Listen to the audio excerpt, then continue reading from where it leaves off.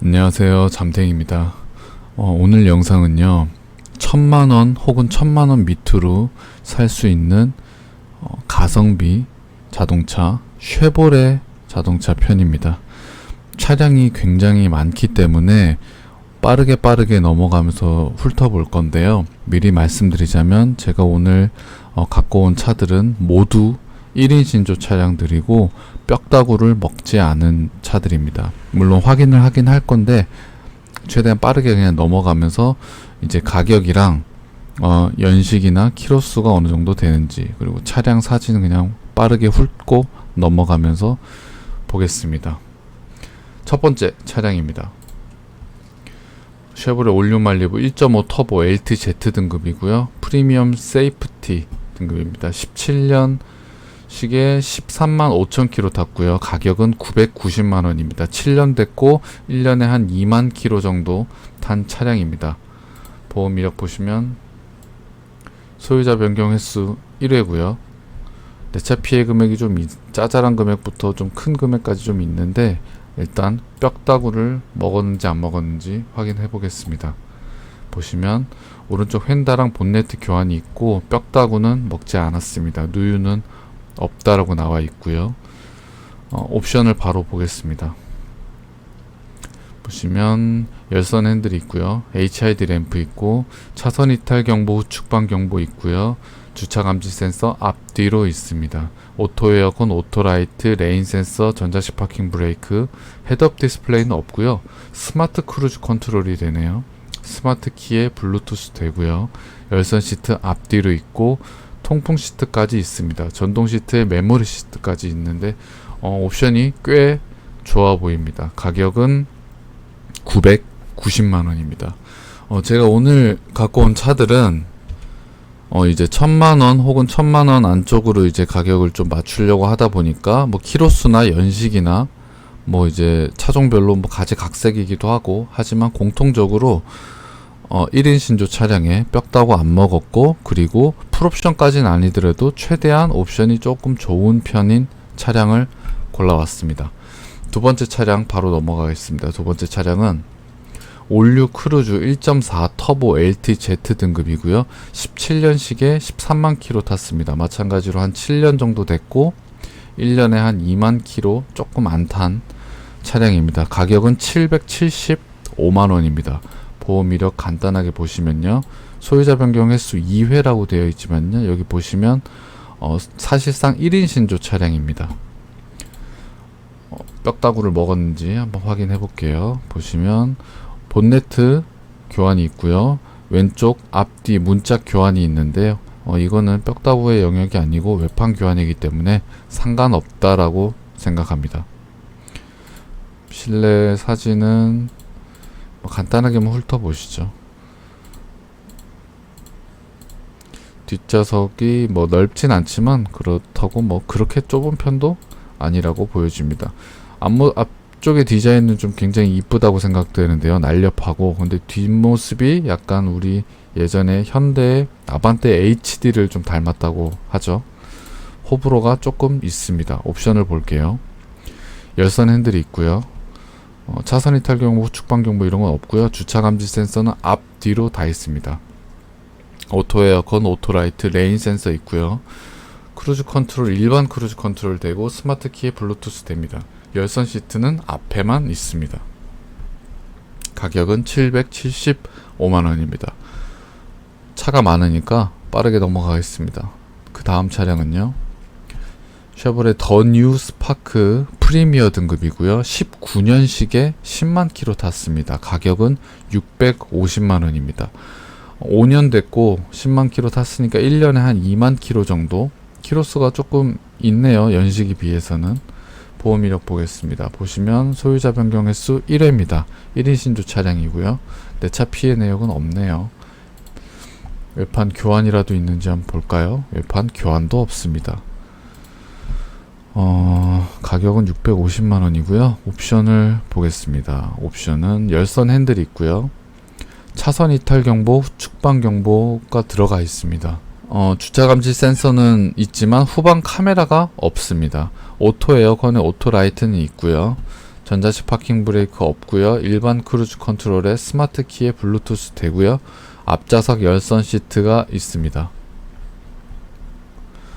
바로 다음 차량 넘어가겠습니다. 다음 차량은 쉐보레 임팔라 2.5 LTZ 등급이고요. 15년식에 12만 6천 킬로 탔습니다. 한 9년 됐고 12만 킬로, 13만 킬로 정도? 그러니까 1년에 한 15,000킬로도 타지 않은, 킬로수가 좀 많지 않은 차량이다 라고 보여지고요. 가격은 899만 원입니다.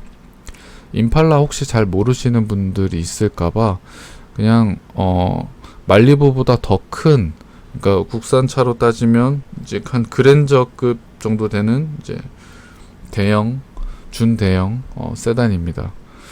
굉장히 좀 묵직하고요. 공간이 굉장히 넓습니다. 보험 이력 보시면 소유자 변경 횟수 1회고요. 뭐 대단한 건 없어 보이는데 외판 교환이 있는지 볼게요. 보시면 왼쪽 휀다 단순 교환만 하나 있습니다. 이 디자인이 굉장히 좀 나름 멋지고요. 차체가 굉장히 크고 묵직합니다. 그리고 실내 공간, 특히 뒷좌석이 공간이 굉장히 넓습니다. 썬루프도 들어가 있네요. 그리고 이 트렁크 공간도 꽤 높고 넓고 깊습니다. 옵션을 보면요, 이게 차급이 좀 좋다 보니까 옵션이 꽤 좋습니다. 열선 핸들 들어가 있고요. HID 램프 들어가 있고 차선 이탈 경보, 후측방 경보 있고요. 그런데 주차 감지 센서가 앞에가 없네요. 전방은 없고 후방만 있습니다. 오토 에어컨에 오토라이트, 레인 센서, 전자식 파킹 브레이크 들어가 있고요. 헤드업 디스플레이는 없고 일반 크루즈 컨트롤에 스마트키 되고 블루투스 있고요. 열선 시트 앞뒤로 다 있고 통풍 시트까지 들어가 있습니다. 전동 시트나 메모리 시트까지 들어가 있네요. 옵션 이 정도로 보시면 되고 가격은 899만 원입니다.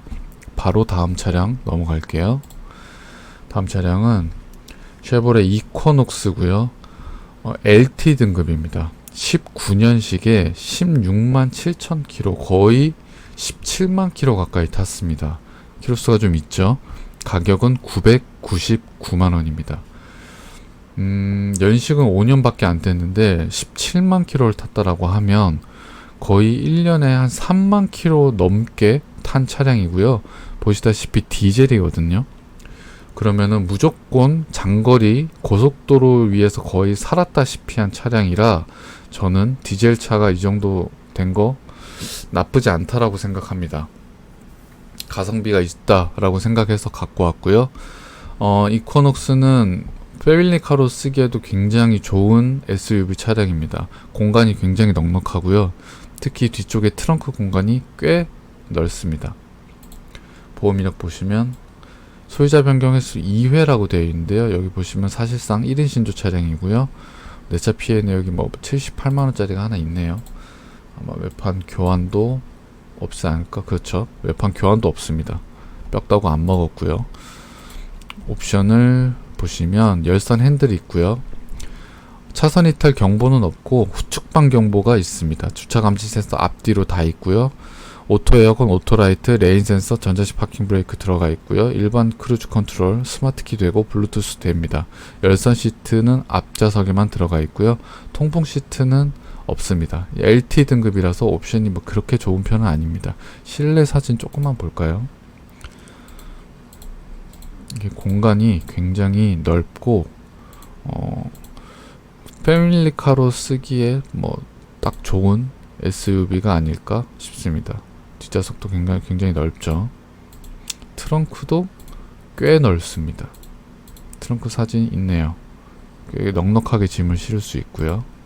가성비가 있을 수 있다 라고 생각이 됩니다.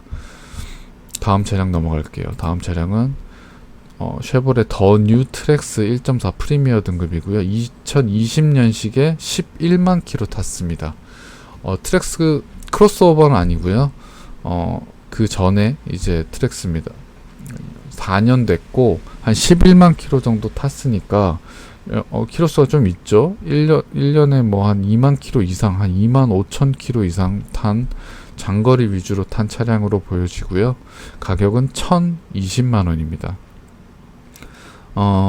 이제 혼자 패밀리카가 아니라 이제 주로 혼자 타는 SUV라고 그냥 생각해 보시면 될 것 같고요.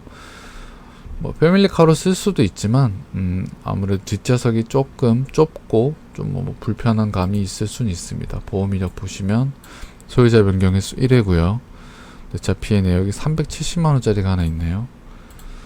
성능 기록부를 훑어보시면 하지만 외판 교환도 없습니다.